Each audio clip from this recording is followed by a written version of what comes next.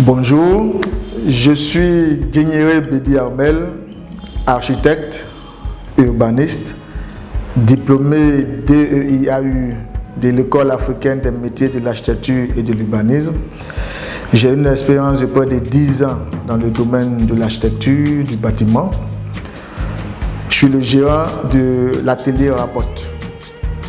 L'atelier Rapport, c'est un cabinet d'architecture qui intervient aussi bien pour des projets de particuliers que des projets de collectivités ou alors des projets de l'État. Nous intervenons dans le domaine des plans de réalisation des projets universitaires, publics comme privés, des marchés pour des populations des collectivités territoriales, dans le cadre également des programmes immobiliers pour certaines entités comme des médecins et bien d'autres projets dans lesquels nous intervenons.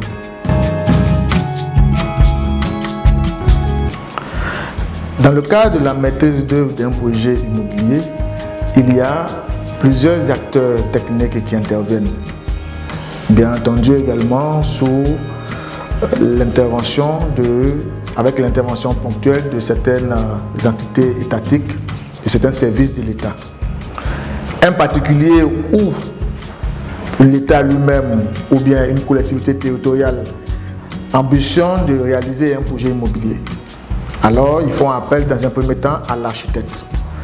Ils soumettent leurs besoins.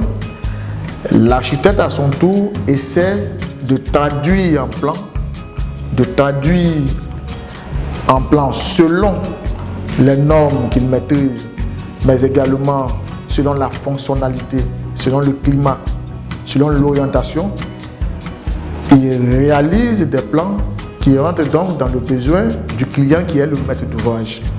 Une fois dessiné, ce projet doit répondre aux normes en vigueur en termes de fonctionnalité, en termes également d'esthétique. Mais en même temps, il faut que ce projet puisse être viable, stable et s'inscrire dans la durée. Il faut donc faire appel aux experts en calcul de structure, des ingénieurs, d'où l'intervention du BET, le Bureau d'études techniques.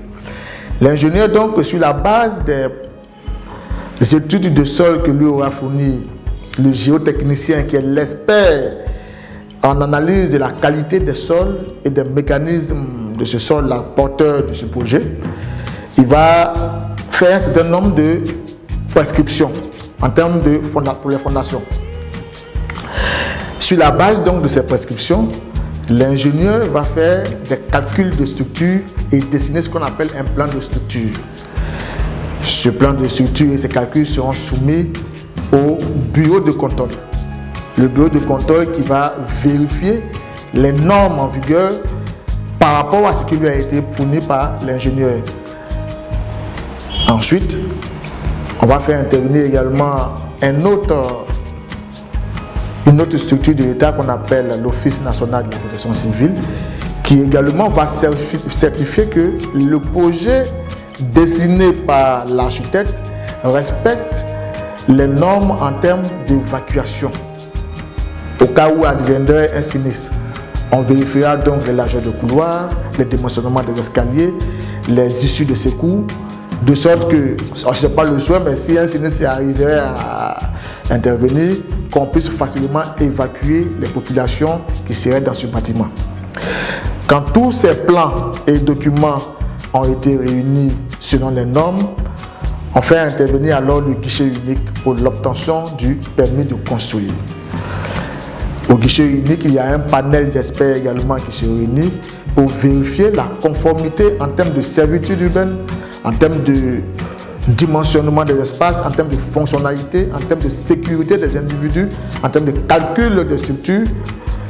Et à ce niveau, donc, la commission du permis va donner son OK pour que ce projet-là puisse pouvoir être exécuté.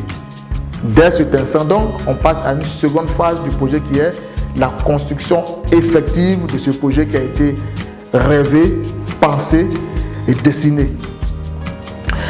L'architecte, à ce niveau, il demeure toujours le maître d'œuvre. En tant que chef d'orchestre de tout ce projet, il est celui qui permet de vérifier que le budget qu'on a évalué pour ce projet puisse être tenu, que les délais que nous avons édictés soient tenus, et que tout se déroule selon les besoins d'esthétique et de fonctionnalité qu'il a pensé et couché sur papier. Il est donc le maître d'orchestre de toute la maîtrise d'œuvre.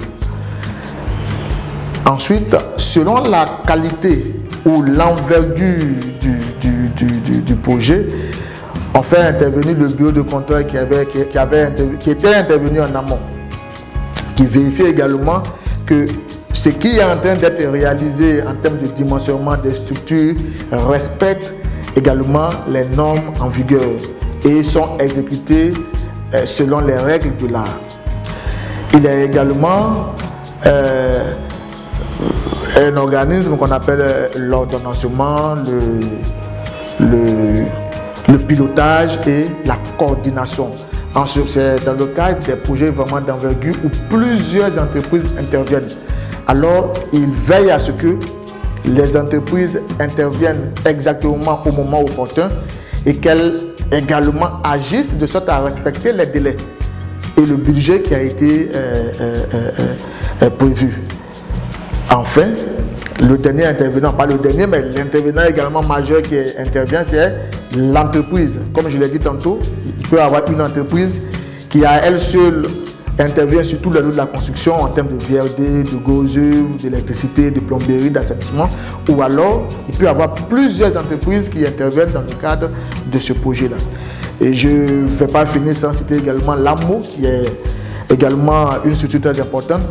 C'est l'assistance à la maîtrise d'ouvrage. Il s'agit de quoi? Il s'agit par exemple du fait que le client n'a pas toujours l'expertise technique, les compétences techniques, il ne maîtrise pas toujours forcément le projet qu'il a rêvé. Alors il se fait assister par ce qu'on appelle l'assistance à la maîtrise d'ouvrage, qui devient un peu la personne qui l'aide, qui l'assiste dans toutes les tâches inhérentes à ce projet. Par exemple, en termes de programmation architecturale, en termes de vérification des calculs, des plans de l'architecte.